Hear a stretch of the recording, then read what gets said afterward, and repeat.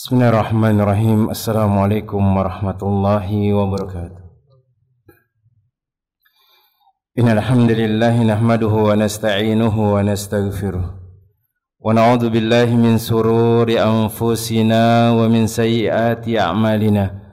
Man yahdihillahu fala mudilla lahu wa may yudlil fala hadiyalah. Wa asyhadu an la ilaha illallah wahdahu la syarika lah. Lahul mulku wa lahul hamdu wa huwa ala kulli syai'in qadir. Wa asyhadu anna Muhammadan abduhu wa rasuluhu wa habibuhu wa khaliluhu. Salawatu rabbi wa salamuhu alaihi wa ala alihi wa ashabihi wa man ihtada bihudahu ila yaumiddin yauma la yanfa'u malun wala banun illa man atallaha biqalbin salim. Masyarul muslimin wal muslimat jemaah yang semoga dirahmati oleh Allahu Jalla Jalaluh. Kita senantiasa bersyukur kepada Allahu Rabbul Alamin, kemudian meningkatkan ketakwaan kepada Allahu Tabaraka wa Ta'ala, karena Allahu Rabbul Alamin telah memberikan begitu banyak nikmatnya kepada kita jemaah. Maka yang harus dilakukan oleh seorang hamba adalah dia bersyukur kepada Allah Tabaraka wa Ta'ala. Karena Allah Rabbul Alamin berjanji orang-orang yang bersyukur dengan nikmat yang diberikan oleh Allah, maka Allah Tabaraka wa Ta'ala akan menambahkan keutamaan, menambahkan keberkahan, atau bahkan akan menambahkan jumlah dari nikmat yang diberikan oleh Allah Tabaraka wa Ta'ala. La in syakartum la azidannakum, kata Allah Tabaraka wa Ta'ala. Jikalau kalian bersyukur, maka niscaya aku akan tambahkan nikmat tersebut. Dan di antara cara bersyukur adalah dengan meningkatkan kualitas ibadah kita kepada Allah Rabbul Alamin. Allah memberikan kita kesehatan, maka gunakan kesehatan itu dalam ketaatan kepada Allah. Allah memberikan waktu luang, maka gunakan waktu luang itu untuk terus berzikir kepada Allah Tabaraka wa Ta'ala, dan jangan sampai terlewatkan satu hari kecuali harus ada zikir di sana, membaca Al-Quran dan mengerjakan amalan-amalan kebaikan yang lainnya. Kemudian selawat beriring salam kita ucapkan kepada Nabi kita Muhammad bin Abdullah sallallahu alaihi wasallam. Allahumma salli wa sallim wa zid wa barik wa an'im ala Sayyidina wa Maulana Muhammad bin Abdullah sallallahu alaihi wasallam. Ya Allah, semoga salawat beriring salammu, tambahan berkah dan nikmatmu senantiasa tercurahkan kepada hamba kekasihmu ya Allah, kekasih kami ya Allah, junjungan kami ya Allah, Muhammad bin Abdullah sallallahu alaihi wasallam. Jemaah yang semoga dirahmati oleh Allah Tabaraka wa Ta'ala, kita lanjutkan pelajaran dan kajian kita, masih membahas kitab yang dituliskan oleh Syekh Fuad bin Abdul Aziz, yaitu Kitabul Adab, atau kumpulan adab-adab Islami, etika seorang muslim yang hendaknya dimiliki dalam kehidupan sehari-hari. Maka kita masih dalam pembahasan tentang adab-adab mendatangi masjid, yaitu bab yang ke-11. Maka di sini beliau mengatakan, Syekh Fuad bin Abdul Aziz, di antara adab-adab yang diajarkan oleh Allah Tabaraka wa Ta'ala dan Rasulnya, yang ke-21 adalah termasuk sunnah solat dengan memakai sandal di dalam masjid. Ini adalah sunnah yang terlupakan. Boleh orang solat menggunakan sandal. Bahkan Nabi sallallahu alaihi wasallam mengatakan kepada sahabat, "Idza jaa ahadukumul masjida falyaklib na'laihi." Tuh, jikalau salah seorang di antara kalian, atau idza ata ahadukumul masjida, barang siapa di antara kalian datang ke masjid, falyaklib, maka hendaknya dia membalik sandalnya. Fa in ra'a fihi adan, kalau dia mendapati ada kotoran di sana, maka hendaknya dia gosok di tanah. Kemudian Nabi SAW mengatakan, fa inna lahu tuhur, wa fa inna lahu tuhurun, maka dengan hal tersebut sudah menjadikan dia suci. Maka di sini ada syahid bahwasanya Nabi SAW membolehkan orang itu sholat dengan menggunakan sandal. Dia mengerjakan sholat menggunakan sandalnya, menggunakan sepatunya, dan tidak perlu dilepas, dengan syarat sandal tersebut harus terhindar dari najis. Ingat, terhindar dari najis. Bagaimana kalau sandal kita kotor dengan debu, Ustaz? Atau dia basah dengan air, apakah itu boleh digunakan untuk sholat? Maka lihat, kalau air itu adalah najis maka enggak boleh. Tapi kalau dia sekedar kena air, kemudian kena debu, yang debu itu bukanlah hal yang najis, maka hukum asalnya adalah boleh. Akan tetapi hendaknya orang ketika datang untuk mengerjakan ibadah kepada Allah Tabaraka wa Ta'ala, kata Allah Jalla Jalaluhu, khudhu zinatakum 'inda kulli masjid. Maka hendaknya kalian mengambil perhiasan kalian ketika kalian hendak mengerjakan sholat di masjid. Maksudnya adalah kita bersih, kita menjaga bau-bau yang tidak sedap, jangan sampai dibawa ke masjid karena akan mengganggu orang yang sholat di sebelah kita, bahkan akan mengganggu malaikat yang senang mendengar bacaan sholat kita. Sebagaimana Nabi sallallahu alaihi wasallam mengatakan, innal malaikata tata'adza bima yata'adza banu Adam. Sesungguhnya malaikat terganggu dengan apa yang membuat anak Adam itu terganggu. Maka di sini beliau mengatakan, Syekh Fuad bin Abdul Aziz, telah sahih dari Nabi sallallahu alaihi wasallam. Beliau melalui banyak riwayat bahwa beliau sallallahu alaihi wasallam mengerjakan solat dengan memakai sandal. Bahkan beliau memerintahkan untuk melakukan hal tersebut. Sebuah hadis dari Anas bin Malik radhiyallahu taala anhu, maka ia ditanya apakah Nabi sallallahu alaihi wasallam pernah solat menggunakan kedua sandalnya? Maka Anas bin Malik mengatakan, "Na'am, iya." Dan bahkan ada sebuah hadis yang mana Nabi sallallahu alaihi wasallam di tengah solatnya itu melepas sandal.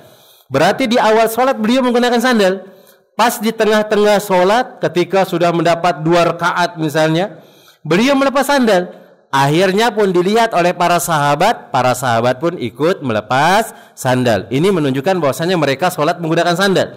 Akhirnya setelah selesai, Nabi bertanya kepada mereka, kenapa kalian membuka sandal kalian?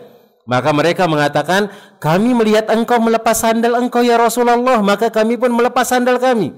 Dan ini diantara keutamaan sahabat jemaah, ketika ketika mereka melihat apa yang dikerjakan oleh Nabi, mereka enggak bertanya apakah ini sunnah, ini wajib, keutamaannya apa, faedahnya apa yang dilihat dilakukan oleh Nabi langsung dikerjakan oleh para sahabat. Hanya sekedar ngelihat Nabi buka sandal, mereka enggak tahu apa sebabnya, mereka membuka semuanya.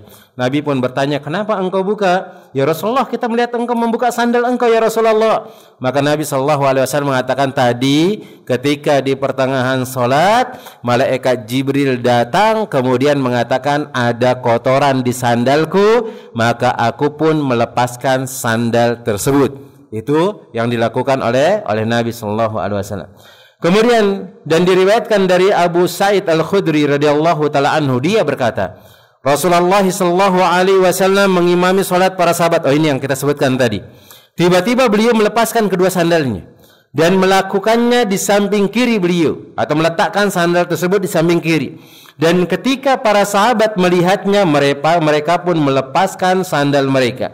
Kemudian setelah selesai salat, Nabi sallallahu alaihi wasallam bertanya, apa yang menyebabkan kalian melepas sandal kalian? Maka para sahabat mengatakan, kami melihatmu melepaskan sandal tersebut ya Rasulullah. Kami melihat engkau melepaskan sandal tersebut wahai Rasulullah, maka kami pun melepas sandal kami. Maka Nabi sallallahu alaihi wasallam mengatakan, sesungguhnya Jibril mendatangiku dan memberitahu kepadaku bahwa di kedua sandalku terdapat kotoran. Lalu beliau bersabda atau beliau berkata terdapat najis, maka beliau pun melepas sandal tersebut. Kemudian dalam riwayat yang lainnya, Nabi sallallahu alaihi wasallam mengatakan, idza jaa ahadukum ilal masjid falyanzur. Jikalau salah seorang di antara kalian datang ke masjid, maka hendaknya dia melihat. Fa in ra'a fi na'laihi qadaran. Kalau dia melihat di sandalnya itu ada kotoran, au adan, atau najis, falyamsahu wal yusalli fihima. Maka hendaknya dia usap, dia gosok dengan tanah, fa inna turaba lahu tahur, dengan menggunakan tanah itu bisa mensucikan. Kemudian boleh dia solat menggunakan hal tersebut. Kemudian dalam riwayat dari Imam Ahmad rahimahullahu taala, jemaah yang semoga dirahmati oleh Allahu Rabbul Alamin, kaum muslimin dan muslimat yang semoga dirahmati oleh Allah Jalla Jalaluhu. Nabi sallallahu alaihi wasallam mengatakan, "Fa idza jaa ahadukumul masjida."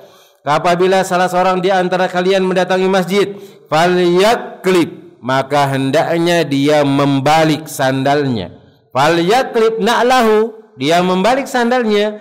Falyanzur fiha, kemudian dia lihat di sandalnya tersebut. Fa in ra'a biha khabathan falyumissahu bil ardi summa liyusalli fihima. Kalau dia mendapati ada kotoran, tinggal dia basuh, dia gosokkan ke tanah, maka boleh dia menggunakannya untuk salat. Kemudian disebutkan oleh Syekhul Islam Ibnu Taimiyah rahimahullahu taala, beliau mengatakan, salat menggunakan sandal adalah sunnah yang diperintahkan oleh Rasulullah SAW untuk dilakukan. Apabila dia di kedua sandal tersebut terdapat najis, kata beliau, maka beliau sallallahu alaihi wasallam memerintahkan untuk menggosoknya ke tanah, karena tanah akan mensucikan najis tersebut. Dan ini adalah pendapat yang sahih dari beberapa pendapat kalangan para ulama. Dan salat beliau sallallahu alaihi wasallam bersama para sahabat dengan menggunakan sandal di masjid, bersamaan dengan itu juga mereka sujud di tempat yang dilewati sandal mereka.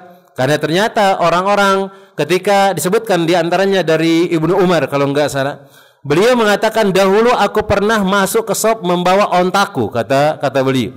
Dia masuk shop bawa ontanya, orang lagi sholat, tiba-tiba dia datang bawa onta lewat depan orang sholat, memakai sandal dia. Dan ini menunjukkan bahwasanya ketika orang sholat jemaah, sutroh makmum itu sutrohnya imam. Maka kalau ada orang lewat itu ya nggak perlu dihadang seperti itu. Cuman ya jangan sering-sering lewat di depan orang sholat. Terganggu pula kita sholat. Anak kecil aja kalau lari-lari, sudah pusing kita ngelihatnya nih. Apalagi kalau ada HP antum mahal misalnya. Ini kacamata juga. Kadang-kadang anak kecil tuh nggak sengaja nginjak, ya premnya patah, lumayan harganya daripada kacanya, mahalan itu. Nah, khawatir akhirnya membuat kita tidak tenang. Tapi pada zaman Nabi Sallallahu Alaihi Wasallam para sahabat biasa-biasa, karena memang mereka itu ketika beribadah itu fokus. Ibnu Umar dia lewat di shop tersebut bawa onta, sambil memakai sandal lewat di depan orang sholat, di tempat sujudnya orang sholat tersebut. Maka mereka pun turun sujud di tempat sandal itu, dan ini tidak dilarang oleh Nabi Sallallahu Alaihi Wasallam, menunjukkan bahwasanya ya selama tidak ada najis maka silakan dia gunakan. Bahkan bekas kaki orang ya kalau memang dia enggak najis maka tidak jadi masalah untuk dijadikan atau untuk bersujud di tempat tersebut. Nah, cuman ya harus diperhatikan hal tersebut, jangan dijadikan kebiasaan misalnya dan yang lainnya. Apalagi zaman kita sekarang ini jelas itu kayak seperti kurang sopan, walaupun sejatinya itu tidak jadi masalah. Nah, kemudian yang berikutnya jemaah yang semoga dirahmati oleh Allah Tabaraka wa Taala. Maka di sini beliau mengatakan pula catatan yang penting pada zaman belakangan masjid-masjid dialasi karpet yang disebut sajadah. Dan telah menjadi kebiasaan mereka untuk tidak masuk ke dalam masjid dengan menggunakan sandal atau sepatu, dan tidak mengotori karpet mereka dengan sandal tersebut. Apabila demikian atau keadaannya demikian, maka orang-orang yang mempunyai semangat terhadap sunnah Nabi Sallallahu Alaihi Wasallam yang terlupakan ini dan bersemangat untuk merealisasikannya sunnah Nabi Sallallahu Alaihi Wasallam, maka mereka tidak memasukkan atau tidak masuk ke dalam masjid kecuali menggunakan sandal atau sepatu mereka agar tidak menimbulkan mudarat, tidak mencapai suatu maslahat, karena sebagian besar orang awam tidak mengetahui sunnah hal ini. Maka ini diingatkan bagi kita, orang-orang yang memang dia semangat untuk mengikuti sunnah Nabi Sallallahu Alaihi Wasallam, kalau ternyata ketika dia mengerjakan sunnah itu akan bermudarat, maka Nabi Sallallahu Alaihi Wasallam mengajar kita untuk dipending dulu, nanti dikerjakan di tempat yang kita itu bisa mengerjakan hal tersebut. Dan bahkan sebenarnya hadis ini secara umum, bukan hanya sekedar boleh mengerjakan sandal di masjid saja. Di rumah maka silakan kerjakan. Karena enggak ada yang akan ngelarang kita di rumah. Kita sudah tahu itu sandalnya bersih. Kemudian kita sholat pun di rumah kita sendiri. Istri kita juga tahu dengan sunnah-sunnah tersebut, maka kerjakan hal tersebut. Maka di sini disebutkan oleh Syekh Fuad bin Abdul Aziz catatan yang penting ini, ketika ada orang hendak mengerjakan suatu sunnah jemaah, kaum muslimin dan muslimat, yang mana nanti mengerjakan suatu sunnah itu akan membuat mudarat, akan membuat kesalahpahaman di masyarakat, maka hendaknya ditunda dulu. Hendaknya ditunda dulu. Bukan kita meninggalkan hal tersebut, bukan, tapi ditunda dulu. Jangan sampai dengan kita mengerjakan sesuatu yang sunnah itu akhirnya semua orang lari dengan hal tersebut. Misalnya, di antaranya adalah ketika antum sholat jenazah menggunakan 9 kali takbir.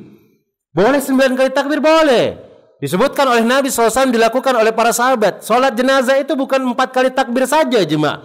Ada 5 kali, ada 6 kali, ada 7 kali, ada 9 kali dikerjakan oleh Nabi SAW dan dikerjakan oleh para sahabat. Dikerjakan oleh para sahabat, diantaranya Ali radhiyallahu taala anhu dan yang lainnya. Maka antum sudah tahu itu sunnah. Dan ini sangat banyak sekali orang lupa dengan sunnah tersebut. Maka antum lihat di tempat kita Balikpapan, mana ada orang yang sholat jenazah takbirnya 5 kali. Mana ada orang sholat jenazah takbirnya 6 kali, takbirnya 7 kali, takbirnya 9 kali. Antum sudah tahu dalilnya, tiba-tiba antum disuruh jadi imam. Walaupun yang antum sholatkan adalah keluarga antum. Kemudian antum bertakbir 9 kali. Orang itu mulai dari takbir 5 kali itu subhanallah enggak berhenti-henti itu. Subhanallah, subhanallah, Allahu akbar, antum lanjutin lagi 6 kali. Subhanallah, subhanallah, Allahu akbar 7 kali, Allahu akbar 8 kali, Allahu akbar 9 kali. Kayaknya selesai itu sudah kemana-mana fitnahnya. Karena mereka enggak paham dengan hal tersebut. Sehingga ketika ada orang hendak mengerjakan sunnah tersebut, sampaikan dulu di tempat antum yang akan antum kerjakan amalan-amalan tersebut. Sampaikan. Sama juga seperti ini jemaah. Ketika antum disuruh jadi imam sedangkan antum musafir. Kemudian antum mendapatkan keringanan boleh mengqashar. Maka sampaikan kepada orang-orang kalau antum dijadikan imam, bilangin nih mereka itu. Kami ini musafir. Kami akan mengerjakan sholat yang 4 rakaat ini menjadi 2 rakaat. Kemudian setelah kami selesai 2 rakaat, silahkan kalian untuk sempurnakan sendiri-sendiri sholat kalian. Baru dilaksanakan. Tapi biasanya kalau dijelaskan kayak seperti itu disampaikan, yang belum paham mengatakan disuruh yang lain aja jadi imam. Gak apa-apa, nggak jadi masalah. Yang penting antum sampaikan bahwasanya ini ada sunnah Nabi SAW.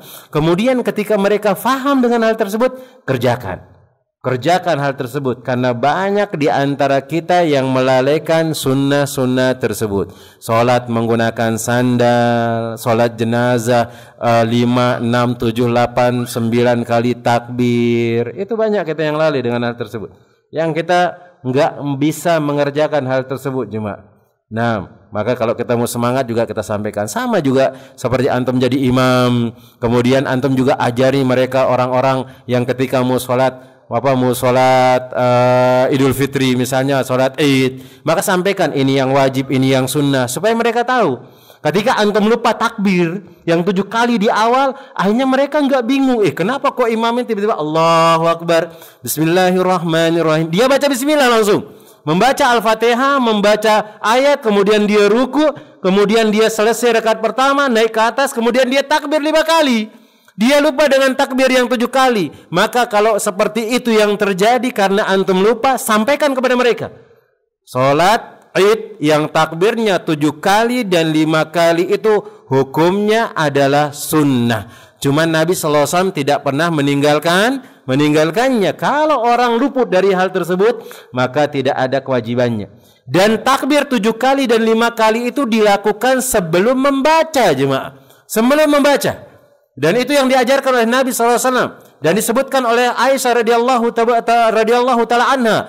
Naam, yukabbiru sab'an qabla al-qira'ah. Beliau bertakbir 7 kali Allahu Akbar sebelum membaca. Tapi kalau dia sudah mulai membaca, maka dia tidak ada kewajiban untuk takbir. Sama juga kayak orang yang datang terlambat.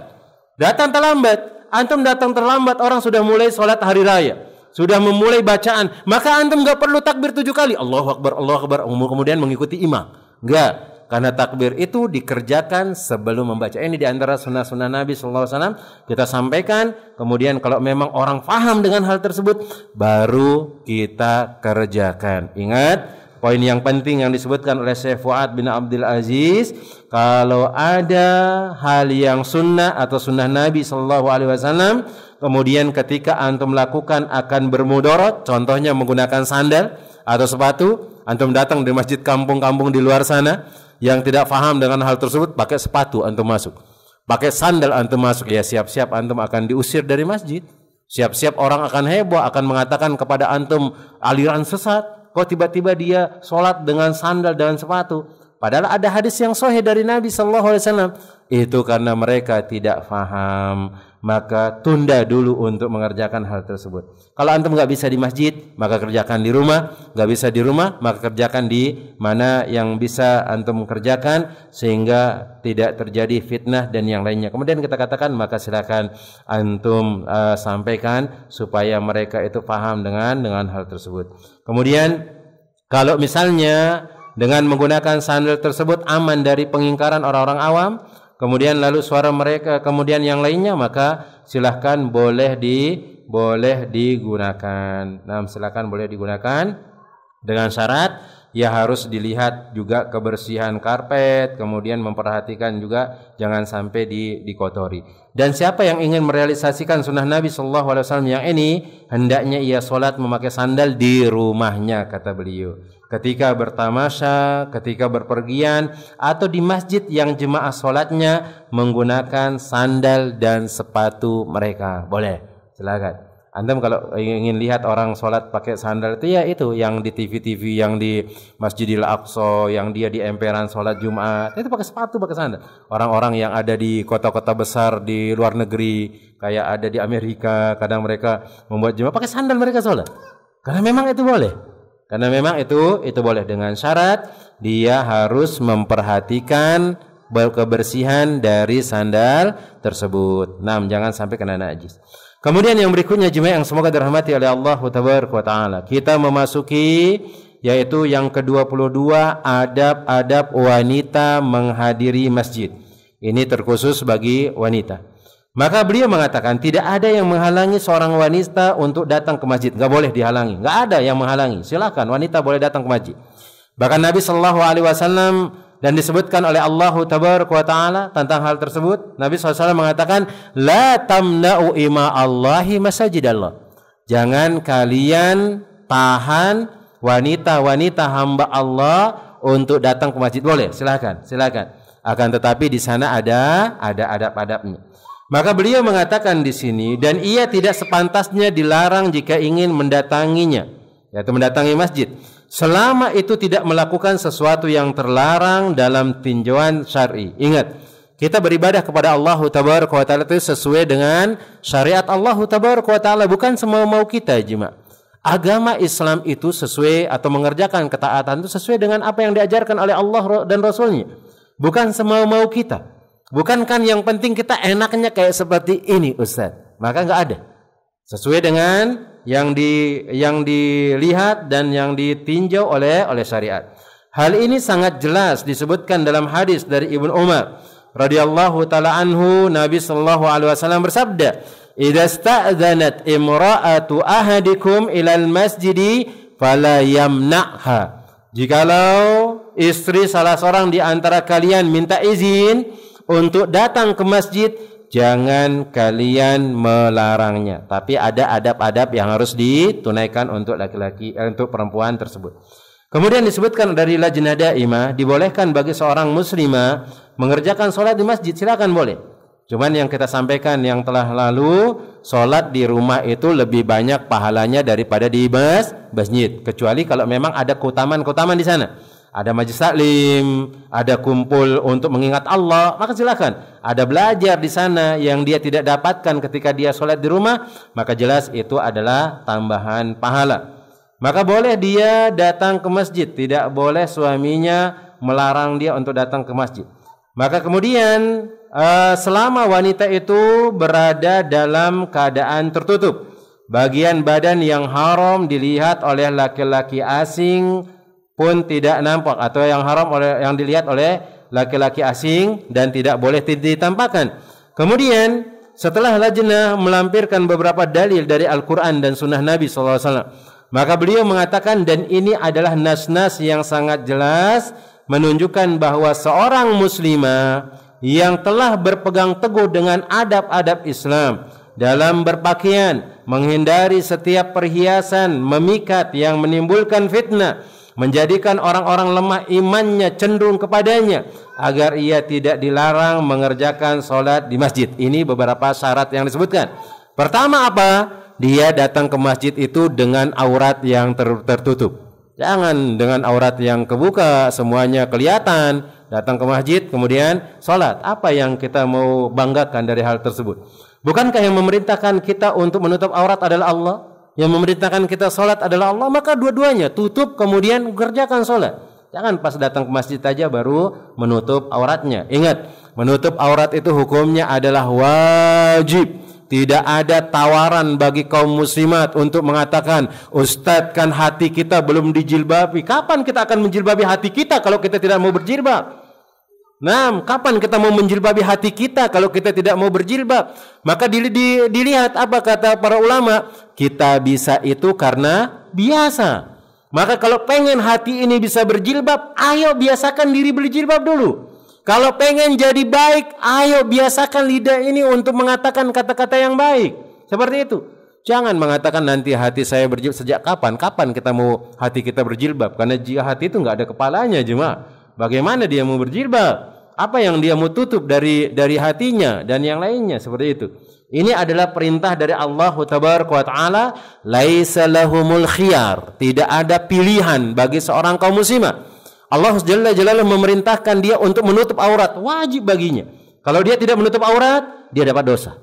Dia mendapatkan dosa. Kemudian apa yang kita banggakan? Sudah sholat kita bolong-bolong, puasa kita enggak jelas, adab kita ke suami masih kurang ajar, kemudian ke tetangga kita masih mencaci maki mereka, masih merendahkan mereka, kemudian kita berbangga dengan sholat kita yang enggak jelas seperti itu, kemudian banyak maksiat yang kita lakukan, jemaah. Ayo kita perbaiki diri kita, mulai dengan menutup aurat kita, kemudian kita ajarkan kepada anak-anak kita. Mudah-mudahan dengan hal tersebut bisa mengantarkan kita ke dalam surga Allah Tabaraka wa Ta'ala. Kemudian yang kedua, dia harus menjauhi semua hal yang bisa menimbulkan fitnah, menimbulkan syahwat. Dijauhi semuanya.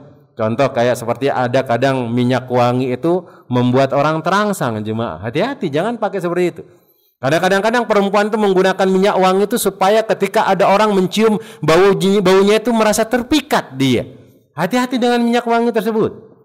Hati-hati menggunakan minyak wangi tersebut. Ustadz, bagaimana kalau kita nggak pakai minyak wangi? Nggak harum kita. Ya, mandilah. Jangan sampai nggak mandi. Ini 1 bulan nggak mandi, kemudian berharap menggunakan minyak wangi, jelas nggak bisa. Maka gunakan ya sabun yang biasa kita pakai, bersih. Kemudian kalau memang menggunakan pewangi pengharum, maka gunakan wewangian yang khusus untuk perempuan ada. Yang bisa mencium dia itu cuma orang yang di sampingnya saja, yang di sampingnya atau beberapa meter dari sana. Maka bisa dicium, ada dijual, sangat ada sekali dan diproduksi dengan hal tersebut dan membuat kita tidak berbau dan yang lainnya. Kemudian yang berikutnya, beliau mengatakan di sini juga tidak memakai perhiasan-perhiasan yang membuat orang yang lemah imannya. Berarti Ustadz yang salah itu bukan kita dong Ustadz. Berarti laki-laki yang lemah imannya. Iya, benar. Mungkin bukan Anda yang salah menurut penglihatan kita. Tapi yang membuat orang yang lemah imannya itu tertarik kepada Anda adalah Anda sendiri. Maka lihat kisah dari Nabi Yusuf alaihissalam. Bukankah ketika beliau digoda oleh istri wazir tersebut, istri raja tersebut, fahammat bihi wa hammat biha. Nabi Yusuf itu merasa pengen juga dia. Setelah Nabi Yusuf alaihissalam itu sampai tergoda dengan hal tersebut. Cuman karena petunjuk dari Allah Tabaraka wa Ta'ala, dan beliau diberikan burhan, maka beliau pun menolak ajakan tersebut. Apalagi kayak seperti kita jemaah yang bukan Nabi Yusuf, kita cuma misalnya antum jadi ustadz biasa, enggak seganteng Nabi Yusuf juga. Antum hafal mungkin 30 juz, tapi antum enggak seistimewa Nabi Yusuf. Apa yang kita mau banggakan? Maka ketika kita melihat sesuatu yang mengundang fitnah itu kadang-kadang kita tergoda dengan hal tersebut. Maka di sini ayo saling menjaga. Laki-laki menundukkan pandangannya, perempuan menundukkan pandangannya, serta hendaknya dia menutup auratnya supaya orang tidak tergoda dengan hal tersebut. Kemudian di antara ketentuan khusus yang berlaku bagi kaum wanita yang membedakannya dengan kaum laki-laki ketika menghadiri masjid. Yang pertama, tidak memakai wewangian dan perhiasan yang bisa mengundang fitnah. Ini dia. Seperti mengenakan pakaian yang memikat atau mengenakan gelang kaki. Maka jika hal ini adalah sebagian dijumpai pada diri seorang wanita, maka terlarang mendatangi masjid. Kalau di rumah silakan, dia menggunakan apa yang dia pakai. Ada sekarang istilahnya pakai baju dinas, kata silakan di rumah. Biar suaminya merasa terpikat dengan dia, karena ketika dia bisa memikat suaminya, pahala yang dia dapatkan. Tapi ini yang dipikat suami orang, jemaah. Tetangganya yang dipikat. Akhirnya itu akan mendatangkan dosa yang sangat besar. Kata Allah Jalla Jalaluhu, wala taqrabuz zina. Janganlah kalian mendekati zina. Itu wasilah menuju zina, itu hukumnya adalah haram. Adapun wewangian telah disebutkan dalam nas yang khusus. Zainab istri Abdullah ibn Mas'ud radhiyallahu taala anhuma, beliau mengatakan Rasulullah sallallahu alaihi wasallam bersabda kepada kami, "Idza syahidta wa idza syahidat ihdakunna al-masjid fala tamassu tiba." Apabila salah seorang di antara kalian para wanita mendatangi masjid, jangan menggunakan minyak-minyak atau wewangian, enggak boleh. Karena dikhawatirkan nanti ketika perjalanan dicium oleh seorang laki-laki, maka dia disebutkan oleh Nabi SAW seperti pezina. Perempuan mana saja, kata Nabi SAW, dan hadisnya sahih, yang dia menggunakan wewangian, kemudian dia melewati para laki-laki dan mencium bau wangi tersebut dan memikat mereka, maka dia seolah-olah seperti orang yang menjual dirinya, atau dia seperti pelacur, kata Nabi sallallahu alaihi wasallam. Kemudian yang berikutnya dari Abu Hurairah radhiyallahu taala anhu, ia mengatakan Rasulullah SAW bersabda, ayyuma imra'atin asabat bukhuran, maka perempuan mana saja yang terkena dengan bukhur, yaitu sejenis wewangian, fala tashhad ma'anal isya, maka janganlah ia datang mengerjakan solat bersama kami, solat isya. Dilarang oleh Nabi sallallahu alaihi wasallam. Adapun perhiasan yang lainnya, ketika seorang wanita menggunakan perhiasan tersebut untuk berhias yang akan menimbulkan gairah syahwat dan mengobarkan fitnah, maka wanita tersebut dilarang mendatangi masjid untuk menghindari fitnah dan menutup celah keburukan tersebut. Ini dia. Kemudian yang kedua, wanita haid dan nifas tidak boleh berdiam di dalam masjid. Wanita yang sedang haid, nifas dan junub tidak boleh memasuki masjid kecuali sekedar melintas saja. Ini yang disebutkan oleh beliau.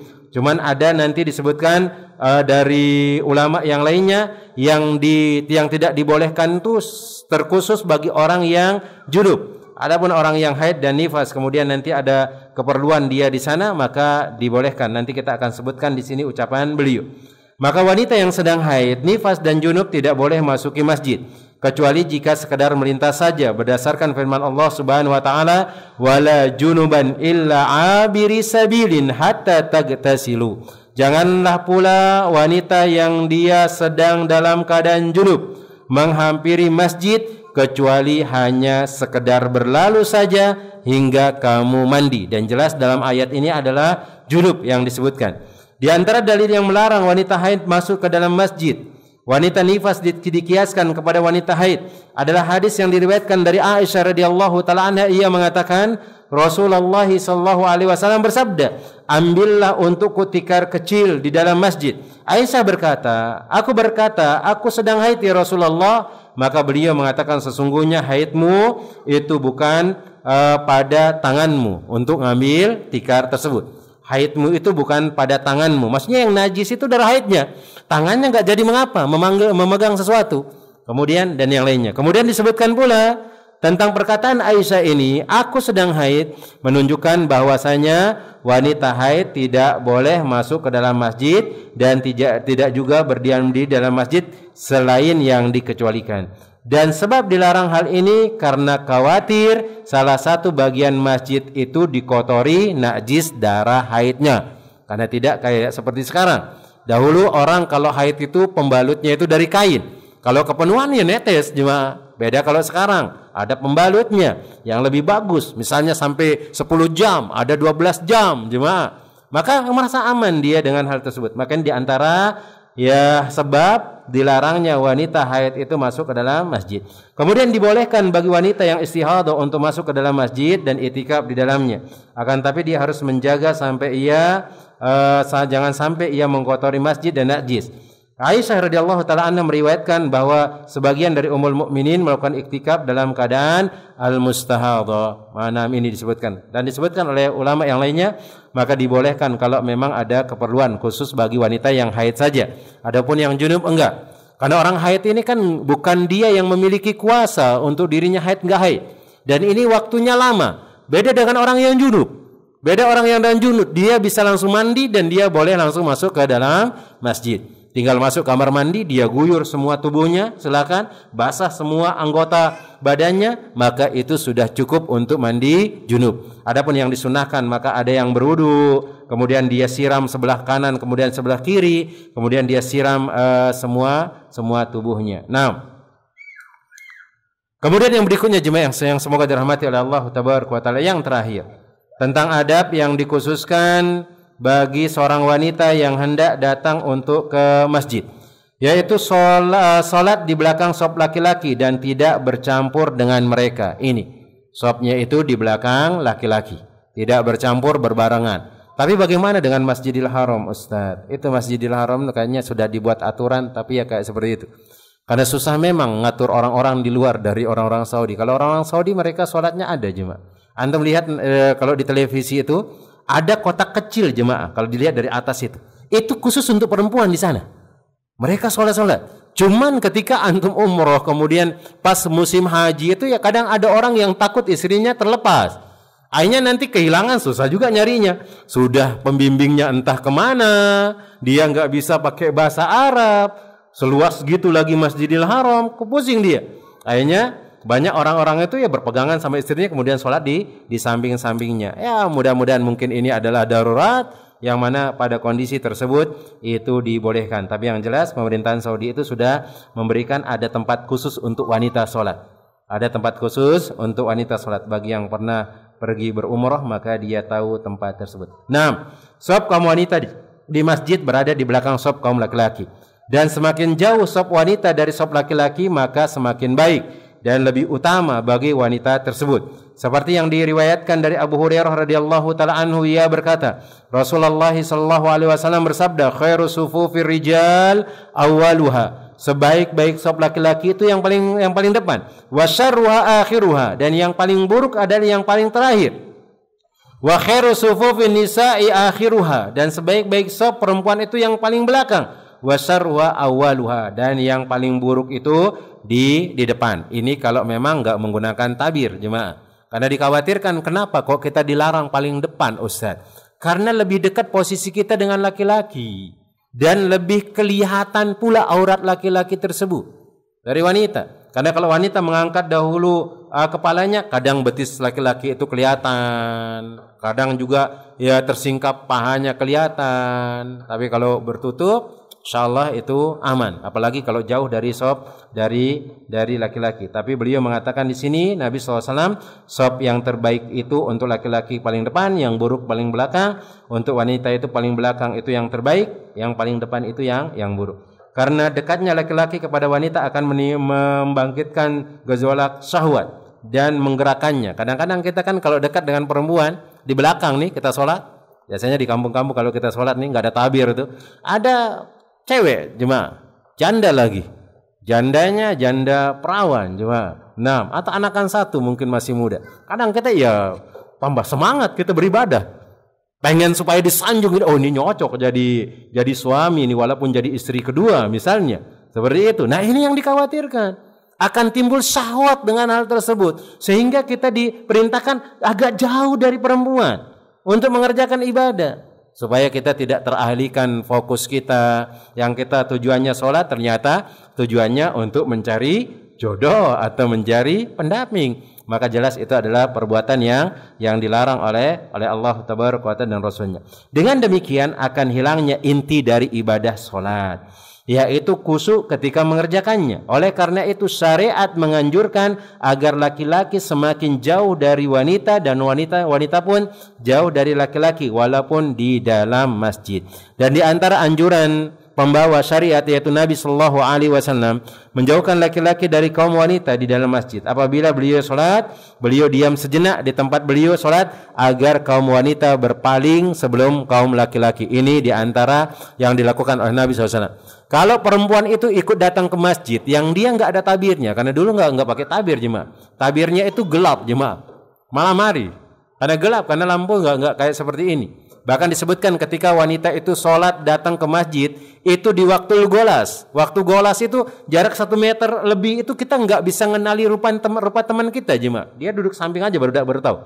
Kelihatan karena pencahayaan. Dan ini kemudian perempuan itu ketika dia balik ke rumahnya orang-orang nggak tahu siapa perempuan tersebut dengan dia menggunakan jilbab. Ada disebutkan dia menggunakan cadar dan yang lainnya. Dan itu yang disyariatkan.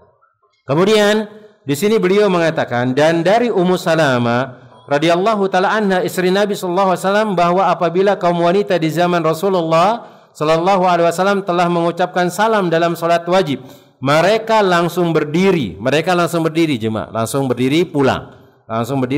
Ya Ustaz, gimana zikirnya? Zikir itu enggak mesti harus duduk. Silakan boleh berjalan, silakan boleh berdiri, silakan boleh berbaring, silakan. Maka jangan sampai kita terlalu suudzon sama teman kita. Kadang-kadang ada orang yang mengatakan orang ini kok dia enggak zikir selesai sholat. Maka enggak boleh kita seperti itu. Kita harus usnuudzon. Mengatakan mungkin dia ada kesibukan, dia bisa zikir sambil berdiri, dia bisa zikir sambil berjalan, dia bisa zikir mungkin nanti di tempat kerjanya dia lanjutkan zikir selesai sholatnya dan yang lainnya. Kita harus memiliki sifat usnuudzon, jangan suka suudzon. Dan banyak sering kita lihat dia selesai sholat langsung keluar nggak pakai zikir, katanya paling mengikuti sunnah Nabi Shallallahu Alaihi Wasallam. Tapi kalau selesai sholat langsung bangkit tanpa zikir. Nah ini nggak benar ini seperti ini. Ucapan seperti ini tidak benar. Berarti kita berburuk sangka dengan saudara kita. Kemudian Rasulullah Shallallahu Alaihi Wasallam adalah pendahulu manusia, yaitu sebagai panutan. Maka hendaknya mereka menunda sejenak waktu keluar mereka dari musalla, menunggu hingga kaum wanita pergi. Ini untuk kaum laki-laki. Kalau dia di satu tempat misalnya kayak seperti salat tarawih di musalla misalnya, tunggu dulu, jangan bangkit dulu yang laki-laki. Biar perempuan dulu yang bubar. Yang bubar supaya tidak campur baur dan yang lainnya. Kemudian beliau mengatakan di sini beliau mengakhirkan keluar dari tempat sholat mereka setelah berpalingnya imam. Bahkan hendak mereka segera keluar dan kembali ke ruangan masing-masing dan hendaklah itu dan hal itu lebih baik bagi mereka kaum laki-laki dan juga kaum wanita. Akan tetapi jika tempat keluar wanita itu berjauhan dan tempat keluarnya laki-laki itu juga berbeda, nah ini yang beda jalur keluarnya. Maka ketika dia tidak ada campur baur dengan laki-laki dan perempuan, maka dibolehkan ketika selesai sholat, kemudian laki-laki keluar, kemudian perempuan keluar, itu tidak jadi masalah. Kemudian catatan penting, apabila tempat sholat wanita terpisah dengan tempat laki-laki, maka sebaik-baik shop wanita ketika itu adalah yang paling depan. Ya dipisah dengan tabir, nggak kelihatan, apalagi dipisah dengan tembok malahan seperti itu, nggak kelihatan sama sekali walaupun satu masjid. Maka silahkan shop yang paling utama itu jelas yang paling depan dan seburuk-buruk adalah yang paling akhir. Hal ini karena alasan yang menjadikan Nabi SAW menyatakan bahwa seburuk-buruk shop wanita paling depan setelah ditiadakannya dengan terpisahnya shop laki-laki dan shop wanita, maka keutamaan shop yang paling depan itu pun dikembalikan. Nah, Allah Ta'ala dalam shop ini yang dapat kita sampaikan. Maka yang kita dapati yang pertama yaitu yang ke-21 adabnya boleh menggunakan sholat, menggunakan sandal boleh. Cuman jangan digunakan di masjid-masjid umum kecuali kalau memang antum sampaikan. Kalau antum sampaikan. Kemudian kalau antum mengatakan kan kita mengerjakan sunnah Nabi SAW, maka beliau mengatakan di sini memberikan kita faedah. Kalau mengerjakan sunnah itu akan menimbulkan fitnah yang lebih besar, ditunda. Ditunda, bukan nggak sama sekali dikerjakan. Kalau antum nggak bisa kerjakan di masjid, maka kerjakan di rumah. Kemudian yang ke-22 yaitu adab wanita menghadiri masjid. Yang pertama, dia tidak memakai wangian dan perhiasan yang bisa mengundang fitnah dan syahwat. Kemudian wanita yang haid dan nifas, kemudian yang junub tidak dibolehkan berdiam diri di dalam masjid, terkhusus bagi yang junub. Tapi sebagian ulama mengatakan yang haid dan yang nifas ini dibolehkan dia datang ke masjid kemudian berdiam diri kalau memang ada kebutuhan, seperti dia ada taklim, dia ada pengajian, dia ada taklim Al-Quran dan yang lainnya, ini dibolehkan. Karena ada hajat yang sangat penting. Dengan syarat dia harus jaga kebersihan, jangan sampai darahnya itu menetes ke tempat masjid, karena memang darah haid itu atau darah nifas itu adalah najis. Kemudian yang berikutnya, yang ketiga, tidak boleh sop laki-laki dan perempuan itu bercampur. Tidak boleh bercampur. Allahu ta'ala alam bissawab. Mungkin ada pertanyaan? 1, 2 baru kita cukupkan. Nah, fadhal, mungkin ada pertanyaan? Nah. Waalaikumsalam warahmatullahi wabarakatuh.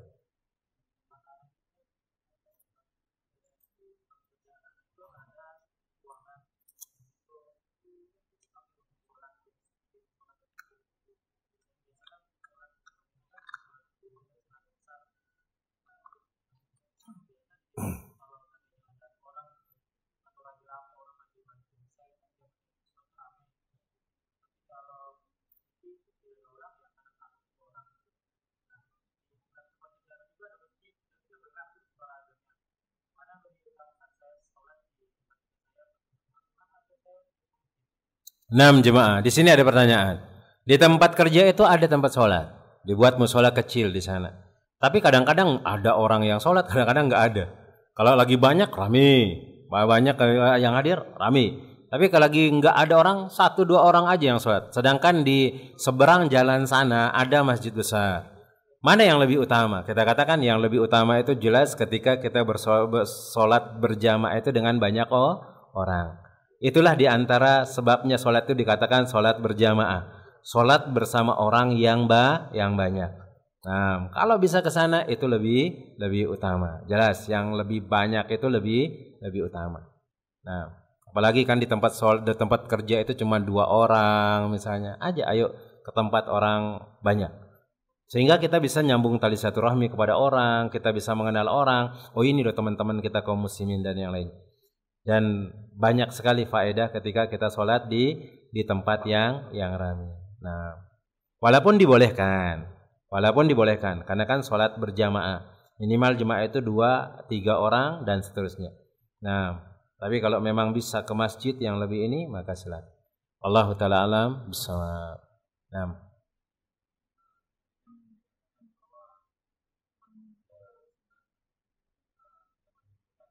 Fitnah atau mudarat yang besar.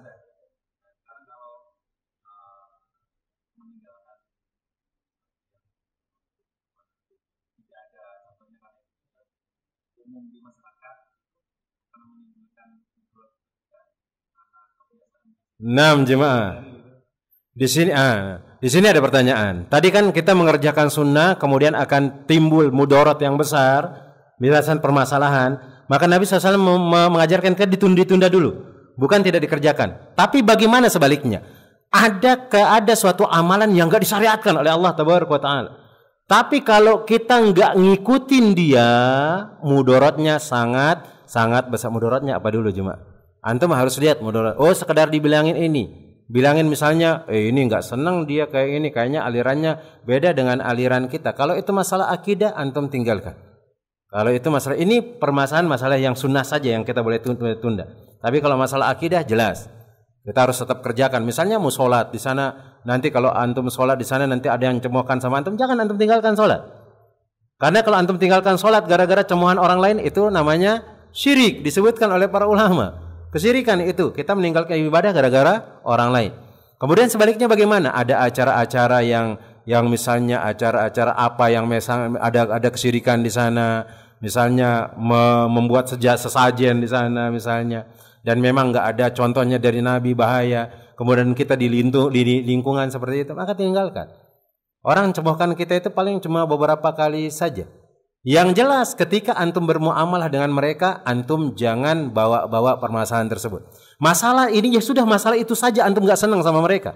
Jangan masalah silaturahmi antum ikut-ikutan nggak senang juga sama mereka. Nggak boleh. Dan itu yang kita lakukan di kampung dulu jemaah.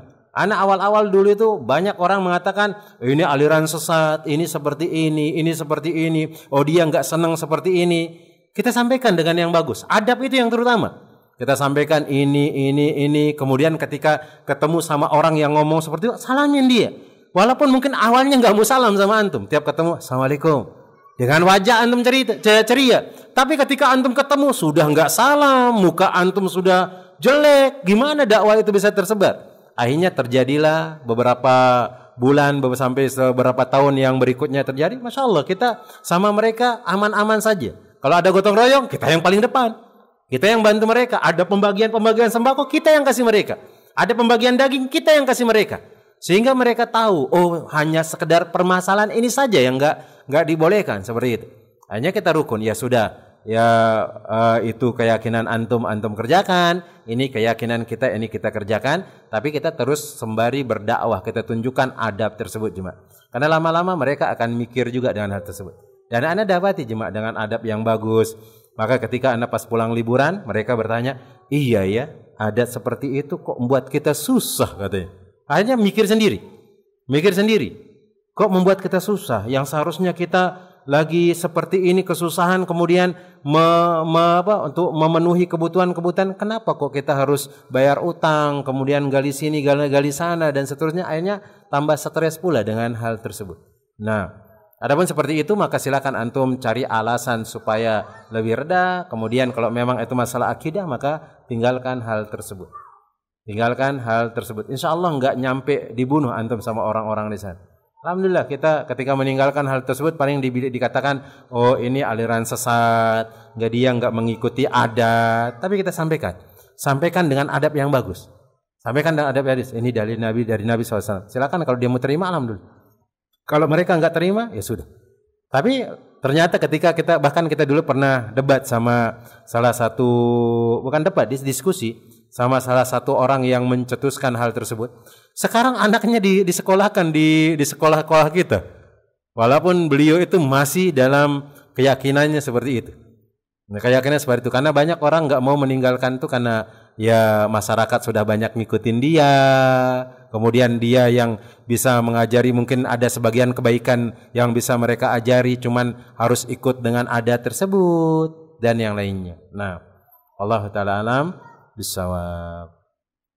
Nah, mungkin ini yang dapat Anda sampaikan. Semoga Allah Ta'ala memberikan kemudahan kita untuk mengerjakan sunnah Nabi SAW dan ketaatan kepada Allah Ta'ala, dan terus memohon kepada Allah supaya dimudahkan urusan dunia dan akhirat kita dan memasukkan kita ke dalam surganya. Amin ya rabbal alamin. Kita cukupkan dengan doa kafaratul majlis. Subhanakallahumma wa bihamdika asyhadu an la ilaha illa anta astaghfiruka wa atubu ilaik. Assalamualaikum warahmatullahi wabarakatuh.